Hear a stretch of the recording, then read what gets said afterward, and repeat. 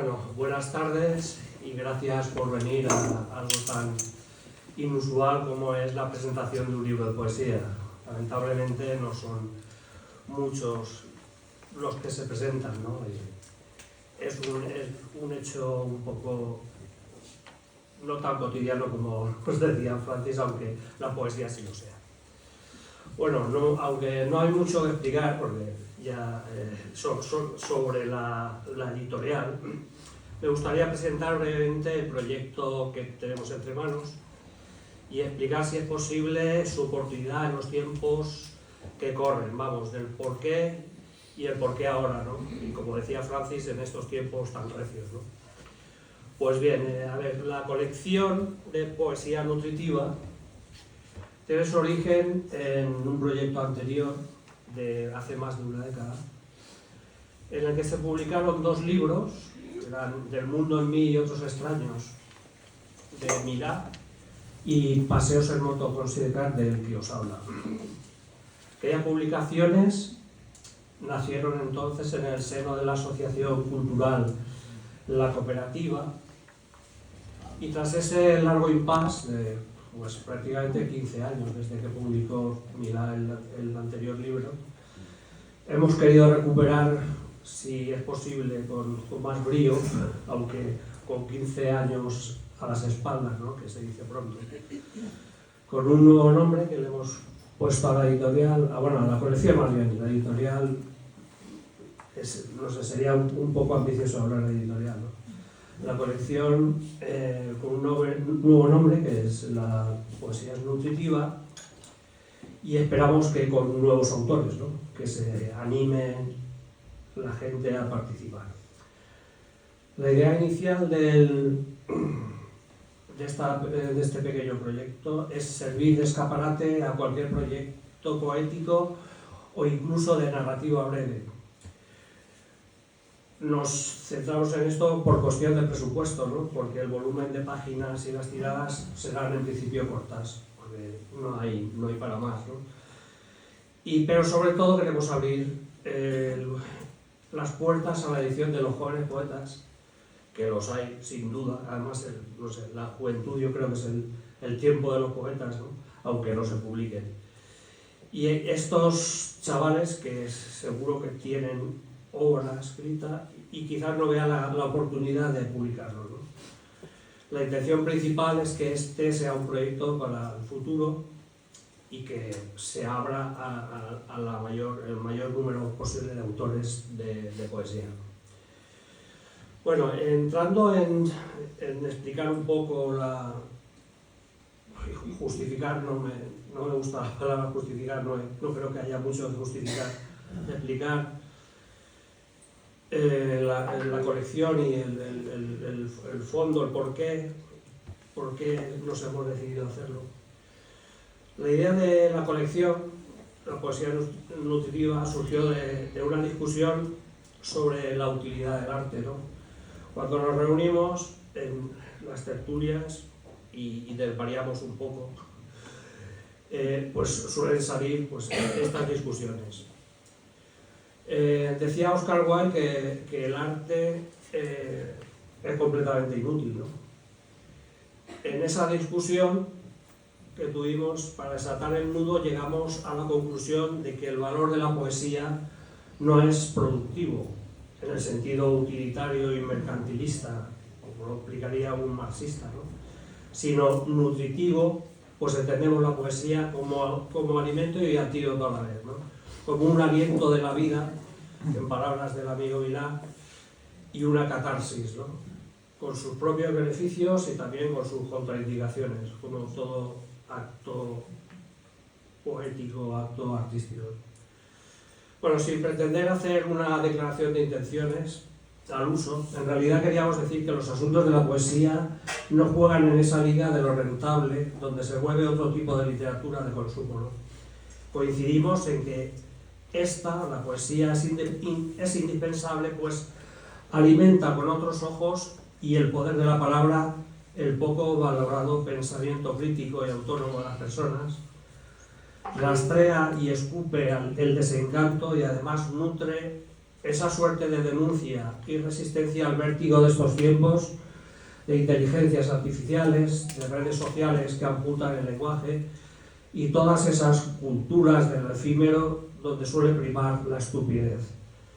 Es lo que decía Francis, en otras palabras, estos tiempos recios que corremos.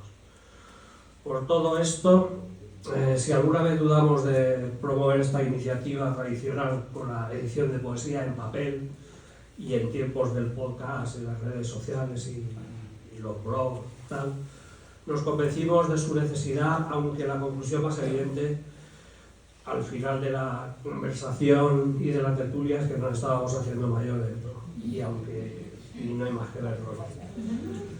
Bueno, con todo esto vamos a lo importante, lo ya que dirían los modernos, que es la presentación del interesante viaje a los confines de la nada del amigo del mundo Milá.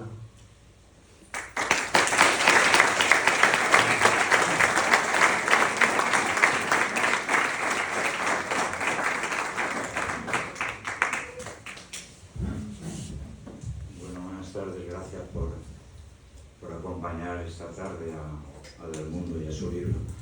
Decía Domingo que hablaba de lo difícil que es presentar un libro de poesía, ¿no? En este país, presentar un libro de lo que sea es un milagro, de lo que sea novela, sea poesía, sea ensayo. En este país no lee ni Dios. Si en este país se leyera tanto como se publica, los escritores seríamos multimillonarios. Se escribe muchísimo más de lo que se lee, y esto sí que es un drama.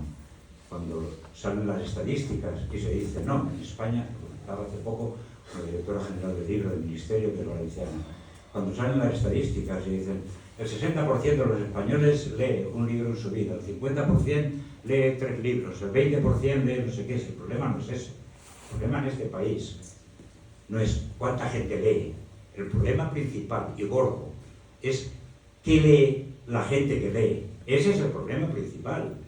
¿Qué lee la gente que lee? Y una segunda pregunta, ¿por qué la gente que lee lo que lee y no otras cosas? Claro, estas son las 2 preguntas del millón. Y ahí jugamos la poesía y la narrativa y el ensayo y todo. ¿Quién no lee ni Dios? Por lo tanto, un acto como el de esta tarde es un acto que reconcilia, ya no con los libros, sino con la vida, con la propia vida, ¿no? Y yo creo que para eso, esta tarde estamos aquí, para celebrar eso, un pedazo de vida que supone el libro de Del Mundo. Yo nunca me escribo nada, y la gente que habéis asistido a algunas de mis presentaciones, nunca me escribo nada, pero concretamente con el libro del Mundo, conforme iba leyendo, iba subrayando, iba tomando alguna nota, ¿no? Cosa que casi nunca hago, pero sí que me apetecía escribir un texto que no es tanto un texto de crítica, sino simplemente es un texto que te sale de las tripas al hilo de ir leyendo el libro de Del Mundo. Y lo leo tal cual. Hasta le he puesto un título que es de nuestros nombres. Escribir es un acto de insurgencia. Escribir bien es un gesto revolucionario. Escribir poesía no es desprendernos de lo que nos sobra. Para eso están las ficciones, las novelas. La poesía se escribe no con lo que nos sobra, sino con aquello que quien la escribe necesita. Juntar las necesidades, la precariedad de aquello en lo que vivimos, o lo que es lo mismo, esa lucha por lo común que hay en el libro de Del Mundo Milá, del que hablamos esta tarde, en su pueblo. En Muñol, a donde llegué casi sin saber los nombres de mi casa, y descubrí otros nombres que sonaban a músicas lejanas. Yuri, Lenin, Gagarin, hasta algún Stalin. El mundo se hacía ancho cuando llegué a este pueblo para enseñar a críos de 5 o 6 años lo que yo no sabía. Y fueron ellos, esos críos, los que me enseñaron. Lo pequeño se hacía grande y yo aprendía que no hay un mundo más ancho y menos ajeno que el que arranca de la pequeñez de las cosas, de los nombres olvidados, de los sitios que no aparecen en los mapas. Esta tarde, en Muñol, regreso a aquellos años en que nada era nada, y aquí, en sus calles, en sus bares, aprendí que la vida es un grupo esponjoso de vidas vividas a destajo, libres de ataduras, de unas ataduras con las que el franquismo, modelo de la crueldad más inhumana, se convertía en el grado más insoportable de la infamia. Andaba del mundo por la isla de La Palma, no sé si antes o después de que las tripas de la montaña se abrieran y dejasen como en Pompeya los cuerpos y las casas hechos ceniza y esculturas robadas a la belleza de la geometría, del horror. Andaba por esa isla de fuego el poeta y anotaba historias, esbozos de historias, en su cuaderno de bitácora. Los cuadernos de bitácora arriesgan al navegante a estrellarse contra los acantilados que no aparecen en los planos de navegación. Escribe sus poemas del mundo milá, sabiendo que la poesía es ese acantilado donde se estrellan o se salvan las palabras, si no se escriben con la tinta extraña tantas veces de la verdad. Apuesta por la salvación el poeta. Era un día de esos que te escribo para sentirme vivo. Escribe. Y se pone a desandar los caminos por donde antes caminaba en solitario y echa mano de lo mejor que la soledad puede encontrar cuando está sola. La mano que la acompañe, que se le junte para que eso que llamamos colectivo no caiga en el cepo de esa abyección extrema que es el capitalismo que nos desvive. Aquí los versos de Luis Cernuda, uno de los nombres que pueblan este libro de ritmo pausado que no admite pausas, por más que al final se invoquen paisajes orientales donde reina la calma tranquila de los ríos. Los versos que Cernuda ofrece al paseante solitario. ¿Cómo llamarte soledad, sino contigo misma? Las palabras que se repiten a lo largo de las páginas que les estoy contando: nada y olvido.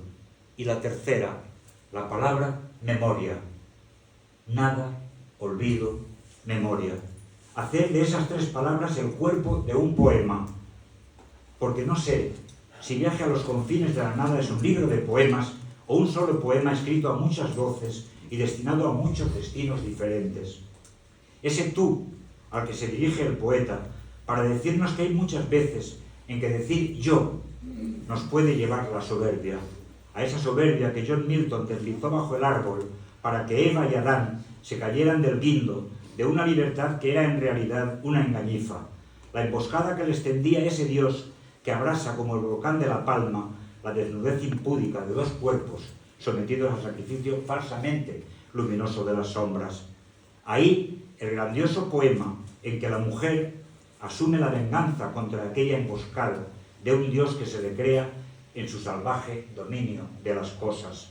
Sería ella, la mujer primera, la que organizara su vida lejos de una costilla que la humillaba, abierta a la mañana de una nueva creación lejos de los libros sagrados, sumida en la belleza de su propio designio de las cosas. Una explosión de sonido diluvió entonces el agua. Llovió de la playa al cielo. Se sumergieron las nubes en un aluvión de besos y algas. Son palabras desde el mundo milá. Hablaba antes de la nada y el olvido, y de la memoria, y tendría que haber hablado, lo hago aquí y ahora, de los nombres. Lo hemos dicho muchas veces, lo que no tiene nombre es como si no existiera.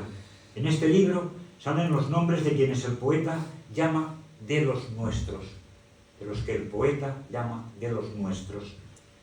Reconocibles en los versos de Del Mundo Milá, arrancan de versos que no siendo suyos para nada le son ajenos. Son suyos esos nombres, porque Antonio Machado, Miguel Hernández, María Zambrano, García Lorca y tantos otros escribían para que la vida, la nuestra, la que vendría luego de la suya, tuviera que ver con lo común, con eso que nos junta para que la batalla final no nos coja desnudos y en medio de la nada. Reconocibles esos nombres y lo que escribieron en lo que tantos años después escribe Del Mundo Milá, en este libro rabiosamente hermoso, fieramente hermoso, como en aquel libro inmenso de otra de las referencias agradecidas del poeta del mundo, Milá, el nombre y los versos de Blas de Otero en muchos de los que escribe nuestro poeta en su libro fieramente hermoso. Que no nos roben esos nombres, porque si lo consiguen, si consiguen borrar esos nombres de la historia, y mira que lo están intentando, y tanto los odios del fascismo, si nos roban esos nombres, será como si nos robaran nuestros propios nombres, lo que somos. Y lo escribe del mundo en un poema. Nos han matado los nombres. ¿Cómo nos llamaremos? Que nadie nos mate los nombres, que nadie nos los mate. Para eso, también para eso, escribe el poeta su libro que va más allá de los propios confines del vacío. Aún otra palabra, añadida a las otras tres, que no ha de faltarnos en el regreso a los incendios de la isla, cuando la soledad del poeta ya empezaba a no estar sola, porque la acompañaban otras soledades como la suya. Aún otra palabra, esperanza. Aquí, mi querido Ángel González, a quien conocí y compartí con él, y con mi igualmente querido y añorado Pepe Caballero Bonal, y con mi querida Almudena, una noche de versos en Madrid, cuando nos juntamos para presentar los sonetos de Joaquín Sabina, cuando el amigo andaba a puñetazos con un yuyu cerebral que lo dejaría tumbado en la lona aquellos días y algunos de los que vendrían luego. Aquí el nombre de Ángel González y los versos suyos que traigo para juntarlos con los de mi otro amigo del mundo Milá, que esta tarde me regresa al pueblo donde casi nací. Si nacer es lo mismo que descubrir un mundo que desconocíamos, porque no siempre la vida se te abre para convertirse en fuente de conocimiento. Los versos de Del Mundo. Y aprenderás de la dignidad si se llevan la esperanza. Guardarás la risa si te roban la palabra. Nadie se nos va a llevar la esperanza, querido poeta amigo. Nadie nos va a robar la palabra, porque la palabra la llevamos fundida en lo que somos. Nadie nos va a robar la esperanza, porque como decía Ángel González, aunque no la tengamos en algún momento de nuestras vidas, siempre nos quedará el convencimiento de que habrá un tiempo en que solo a nosotros nos pertenezca, que sea ese tiempo más nuestro que de nadie. Otro tiempo vendrá, distinto a este, escribe Ángel González, y tanto que vendrá ese tiempo. Las derrotas curten ese tiempo con las agujas del desgarro y también con las que van suturando las heridas para que surja de ellas la savia, ojalá que revolucionaria, de los nuevos tiempos. Poco a poco vamos llegando a la tranquila serenidad de los ríos orientales. El viaje, que es todo poema, va cumpliendo sus últimos designios. La nada es ya más memoria que olvido. Sus confines han virado en horizonte. El dolor se ha apropiado de ese vacío. Se ha hecho cuerpo con nuestro propio cuerpo, pero es un dolor que vivifica, que va a contracorriente de lo que otros han decidido por nosotros. Entre el dolor y la nada, me quedo con el dolor, escribía William Faulkner. Los confines de la nada ya no existen. Los han liberado de su poquedad los versos del poeta, paseante solitario por los volcanes rojos de la isla de La Palma. Hemos transitado un tiempo de cenizas para que la historia no nos pase de largo. ¿Cuándo acaba esta pesadilla de la historia que se escribe con la sangre de los desposeídos? Escribe hacia el final del libro del mundo, Milá. Las pesadillas del mundo acaban cuando las ilumina el conocimiento, cuando nadie haya sido capaz de robarnos los sueños. No vivimos en sueños vacíos, escribes en uno de los poemas. Pues ahí del mundo acaban las pesadillas, Como escribía ese poeta loco que fue Robert Lowell, nosotros también los tuvimos, esos sueños que nadie nos va a robar nunca, aunque pasen 100 años, como en el bolero. Decía Vladimir Olan que la poesía que es solo poesía no es poesía. Y la tuya cumple a la perfección esa certeza. O la literatura se implica en el mundo que vivimos, como escribe Vivian Gornick en un libro sobre el oficio de escribir, o más vale que nos apuntemos a la estúpida literatura que impone con sus reglas, muchas veces siniestras, el mercado. No lo vamos a hacer, y no lo vamos a hacer, entre otras cosas, porque nos debemos a esos nombres que tú rescatas en tu libro necesario. Nos debemos a los nombres que levantaron desde lo pequeño la poesía grande, y a los que yo me encontré cuando llegué a Buñol, tu pueblo y casi el mío, un día de cuando la nada nos imponía sus límites y poco sabíamos lo que era la verdad, tan dolorosa algunas veces en los poemas y en la vida. Acabo con el último poema del libro, ese final, esa despedida y cierre con los que no acaba en estos tiempos líquidos y gaseosos ningún telediario. Aquí, ese poema por el que transitas tú mismo y a ti mismo se dirige. Sé que lo has hecho a lágrima viva como eres tú, con esa paleta de emociones contrapuestas que te destrozan el sentido a cada trozo, a cada trazo, en cada sombra que intuye su luz, su contorno ahora difuminado. Nunca hay perspectiva posible para encuadrar una vida. Lo pasado se lo llevó el viento azul de tu noche por esas calles del castillo de Buñol, en un nocturno que nunca cesa, y acaso nos sucederá a todos para dar razón de su permanencia en cada piedra. La esencia del arte es la emoción de quien siente lo humano como belleza, de quien se aventura por los corredores de la alegría en un vaivén incesante de sentidos, de formas y de vida.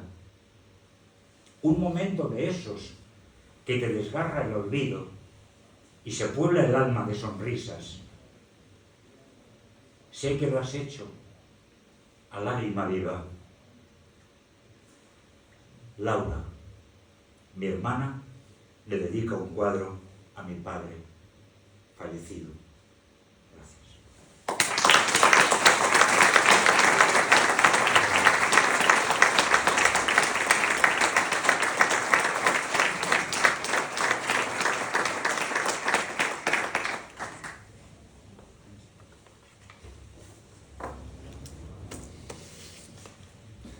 Menuda papeleta me dejas.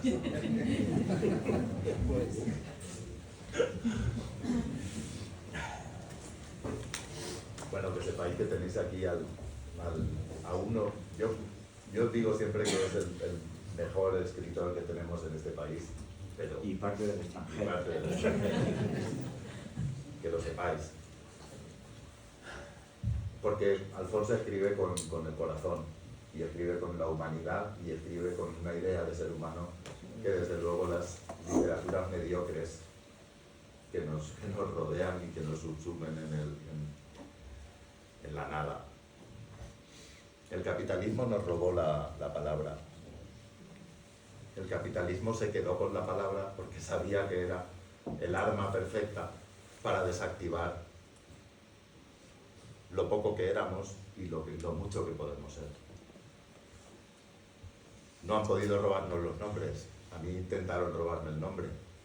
Yo me llamo Del Mundo, porque mi abuelo, si tenía 3 hijos, quería ponerles Victoria Socialista del Mundo.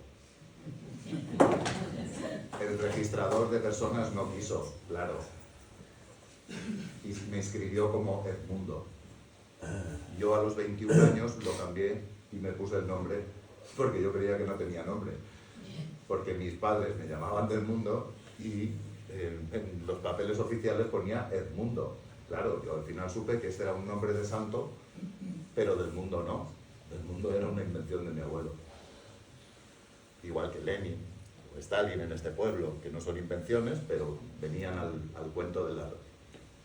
de la lucha que hemos mantenido siempre en Buñol, que si por algo se ha caracterizado siempre, es, aparte de por sus ganas de cambiar la historia y levantar la miseria colectiva, es de mantener la palabra, porque en Buñol había muchas bibliotecas. En Buñol siempre hemos tenido bibliotecas, y el otro día tú y yo, cuando hablábamos en tu casa, decías que tú nunca habías leído, o no solías leer porque no tenías biblioteca en tu casa, porque eras hornero, y hasta los 30 y pico de años estuviste en el horno trabajando. Yo sí tenía biblioteca, porque mi abuelo la mantuvo en casa y con títulos que estaban prohibidos. Y desde bien pequeño recuerdo La araña negra de Blasco Ibáñez, recuerdo leer las novelas del Coyote, que mi madre, que está por ahí, le tiró a mi padre, toda la colección.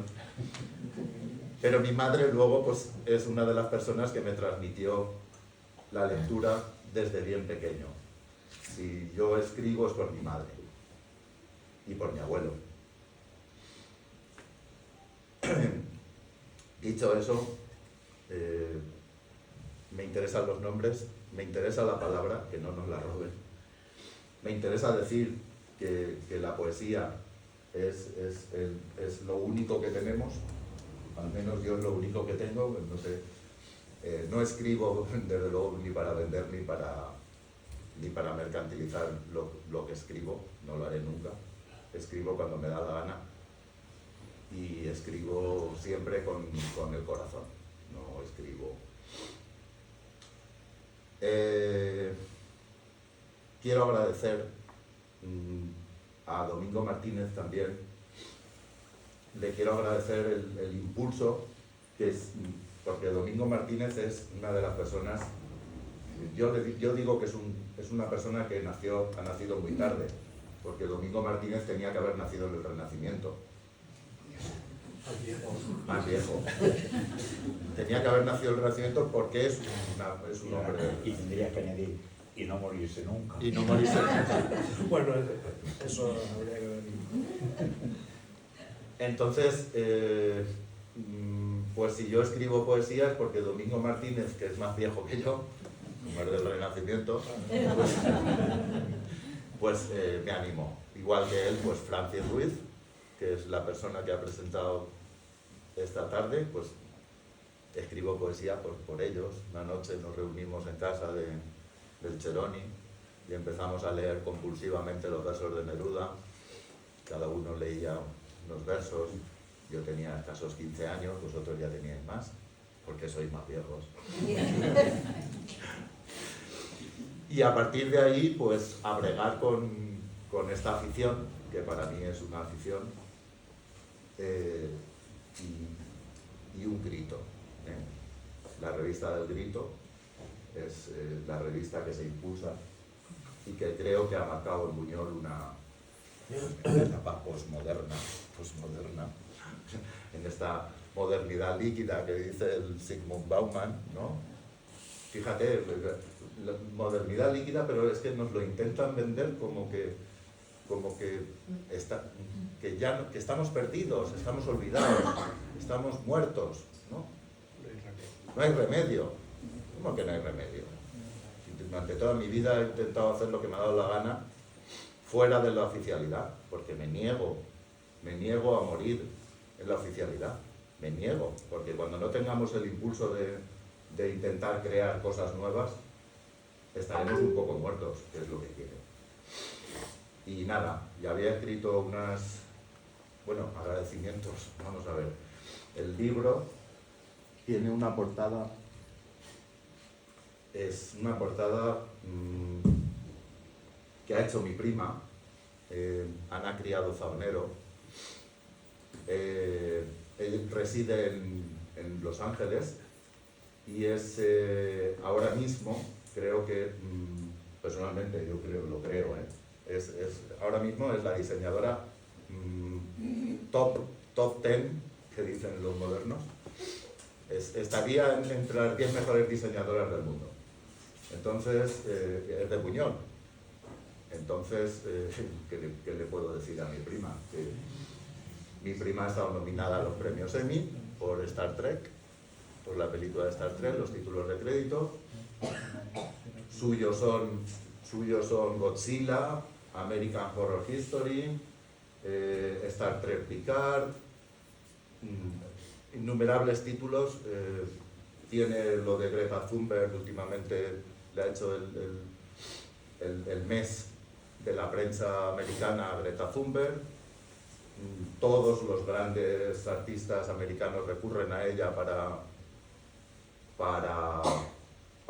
el diseño del arte, con lo cual es que la tenemos aquí, es que es Ana, y encima siempre ha dicho que es de Buñol, con lo cual es una cosa muy de agradecer en estos tiempos en los que yo creo que lo local va a volver no a estar de moda, porque siempre lo ha estado, ¿no? Pero tenemos que volver a recuperar la esencia de sentirnos de un sitio, que es un poco lo que también se refería Alfonso. Tenemos que pensar globalmente, esto es un lema medio político de los verdes, pero es así. Tenemos que pensar globalmente y actuar localmente. Es una vía que nos queda. Es una vía que nos queda. Si colapsamos, porque el libro también va de colapso. El libro también va de estar atentos, porque cuando todo se derrumbe, nos vamos a hacer falta unos a otros. Y sin nada más, no sé a quién le tengo que agradecer. Bueno, sí, le agradezco a mi madre, ya lo he dicho.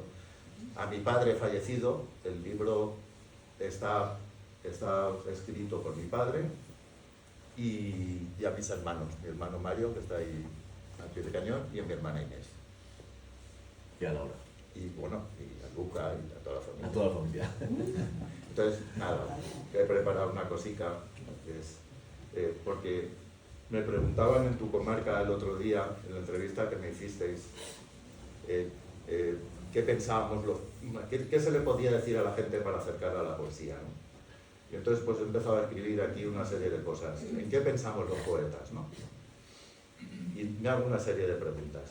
Digo, ¿ya existía el agua antes que llegaran los filósofos a pensar sobre el agua, el aire, el fuego? ¿Fue el agua más necesaria que el chamán en época de sequía? ¿El chamán nace o se hace? ¿Estudia o trabaja? ¿Siente o padece? ¿Había ternura en los gestos? ¿En la mirada? ¿En el cuidado del otro antes de comérselo? ¿Pensaban en alguien los primeros homínidos cuando se masturbaban? ¿Tenían nombre las cosas hace 2 millones de años? ¿Tenía la cueva del jefe de la tribu la hoguera centralizada más grande? ¿Cuántos seres han poblado el mismo metro cuadrado que habito ahora mismo? ¿Quién abrirá la lata de Mer d'Artiste de Marcel Duchamp en el Bourbilo? ¿Se comieron las ratas la oreja de Van Gogh? ¿Hasta dónde crecieron las cejas de Frida Kahlo?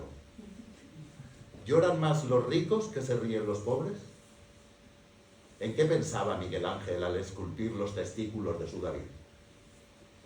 ¿Fue antes la idea o la necesidad? ¿Existía el insomnio con Homo erectus? ¿Era el chamán el primer transgénero de la tribu? ¿De qué se rió por primera vez un ser humano? ¿Es el sentido de nuestras vidas dejar descendencia para continuar la especie hasta que no quepamos todos en este mundo finito? ¿Y si no hay alimentos para todos, qué comerán los perros? ¿Se crece hacia arriba cuando le ponemos muros a todo? ¿En qué año se acabará la especie a este ritmo frenético de acabar con todo? ¿Tendrá 14 versos perfectos el soneto compuesto por la inteligencia artificial? ¿Será la poesía alguna vez un fenómeno de masas? ¿Nos pararán por la calle para decirnos que les gustó más el libro que nuestra palabra? ¿Se acabará alguna vez el tiempo cuando se paren todos los relojes? ¿Y si todo lo que hay no fuera sino el sueño desquiciado de un extraterrestre loco? ¿Serán los dioses pasajeros de una civilización extinguida y nosotros su rebaño? ¿Quién será el último humano? ¿A quién le transmitirá el conocimiento de varios millones de años? Dirá como Bertolt Brecht, fumándose el último cigarrillo, que son malos tiempos para la lírica. ¿Se hará vegetariano el último carnívoro? Y si sueño, ¿qué sueño?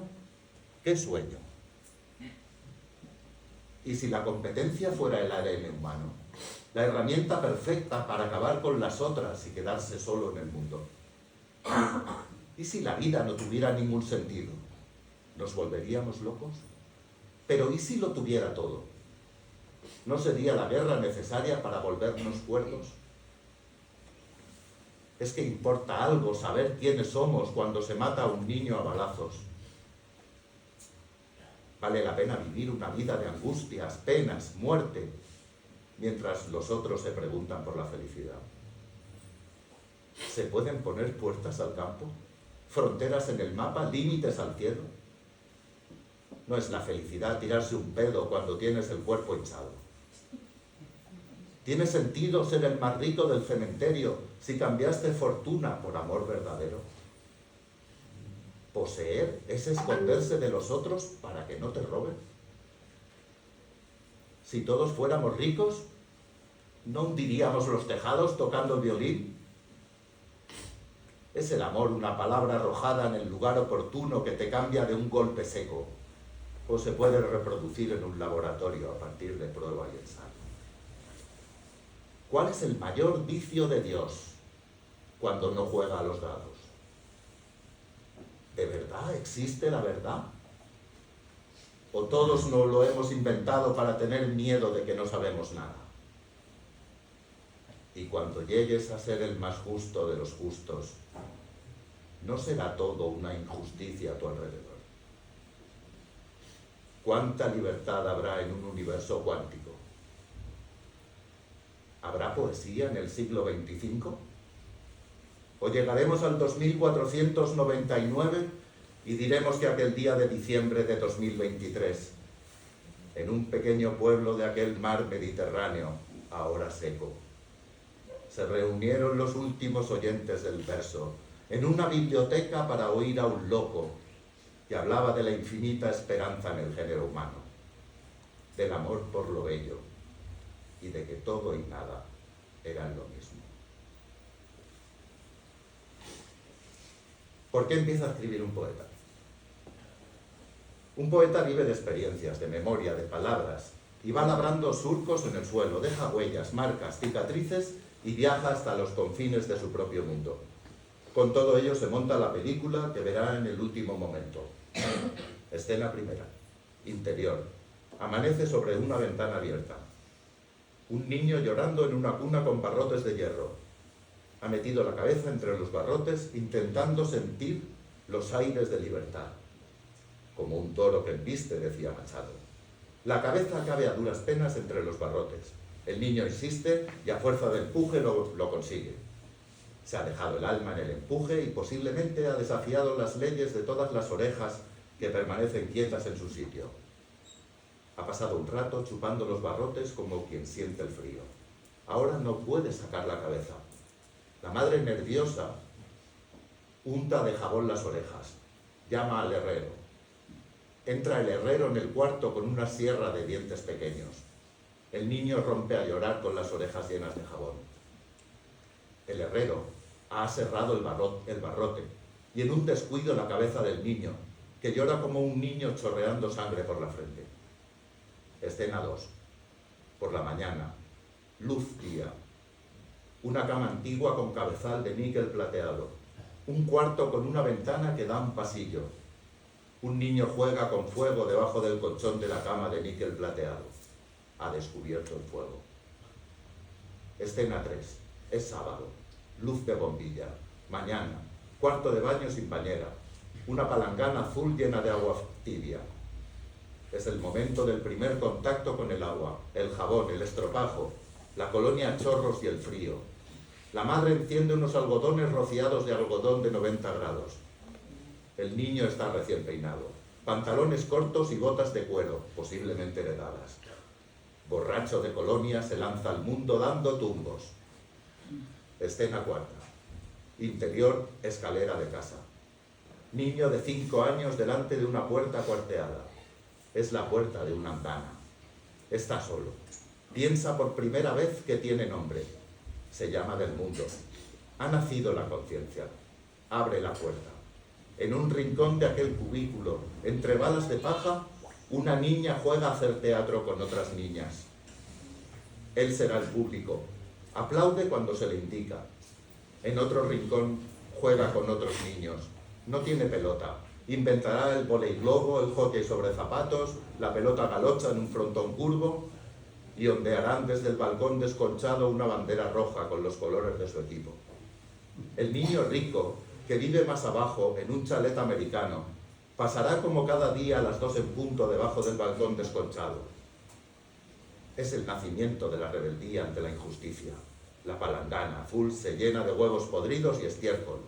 El niño rico, años más tarde, pintará en su fachada: rojos asesinos, os mataremos.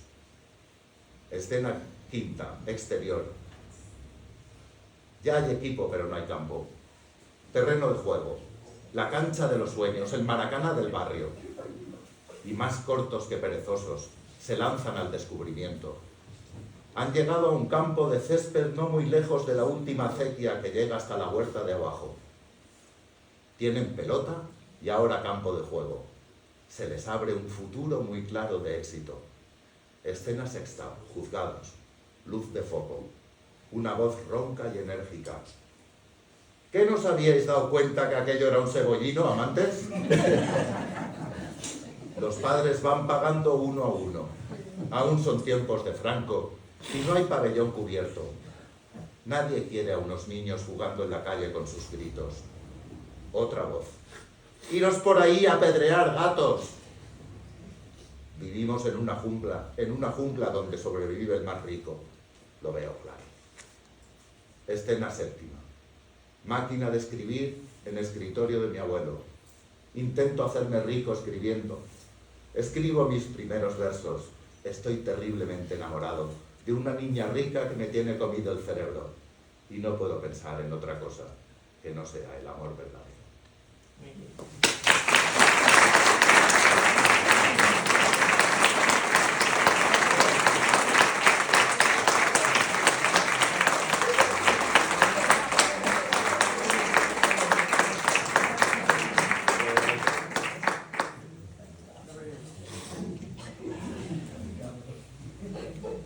No voy a agradecer nada porque es Modesto Valiente García, es Mobutu, como conocéis, y ha compuesto todas las piezas musicales que estáis escuchando.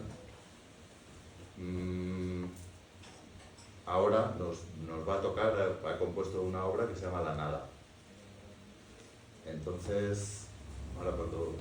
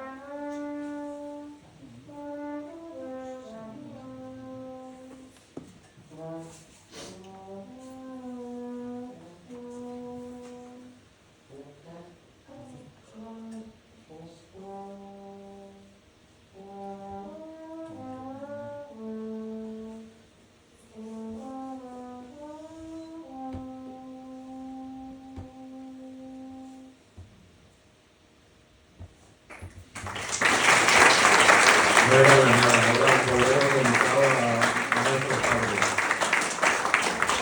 Era un bolero que se llama Mi Palmar y lo cantaba José Guardiola, Jorge Sepúlveda. Y nada, y esos son el padre de Modesto Valiente García y mi padre. Como veis, El ejército americano. El uniforme era muy bonito.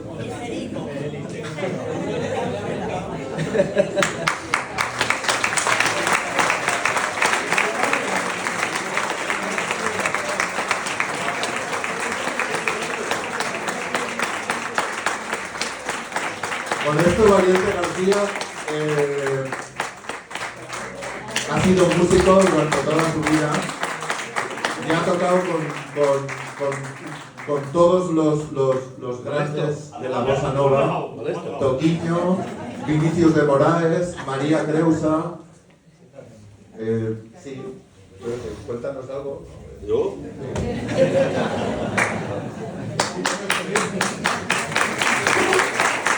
Buenas tardes, gracias a todos por asistir. Aquí el protagonista no soy yo, aquí el protagonista es este señor. Pero nuestros padres están ahí. Hombre, ya. Y los ocho rudos que eran. Y nada, yo estoy contento porque el señor Milá, amigo mío, me ha invitado a hacer esto. Yo he hecho Lo que he podido. eso. A uno le gustará menos, a otro más, pero es lo que hay. Muy bien, muy bien. ¿Vale? Y como estamos hasta narices de tanto violincico, tanto pianico, para estas cosas, eso es, un instrumento de metal, leña. Muy bien.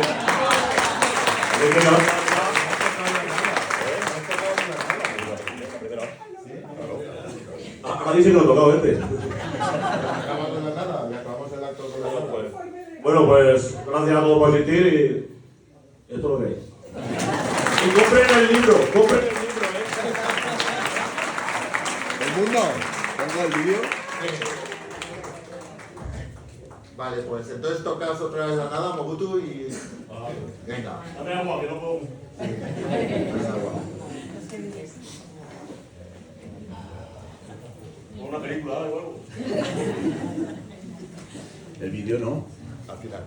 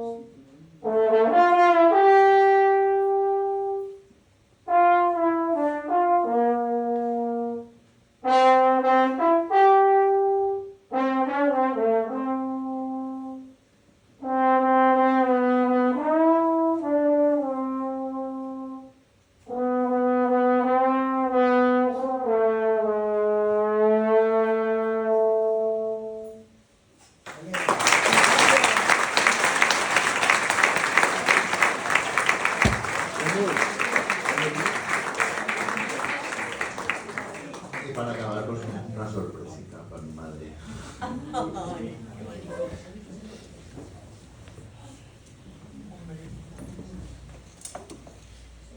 Quiero amor y libertad, quiero luz y progreso. Con amor viven los hombres y con la luz el pensamiento. Esa era la poesía de los nombres que le pusieron a la tía. Sí, a la abuela y a la tía, libertad, amor y libertad. Ale.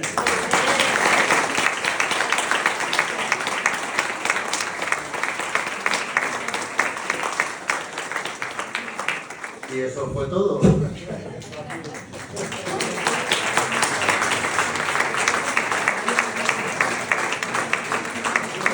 Ahora tenemos, hemos traído codoñate que ha hecho mi madre y un poco de champán, de cava. Es cava. Qué risa.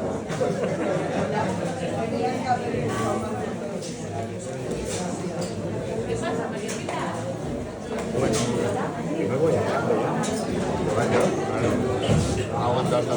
pues ya puede decir.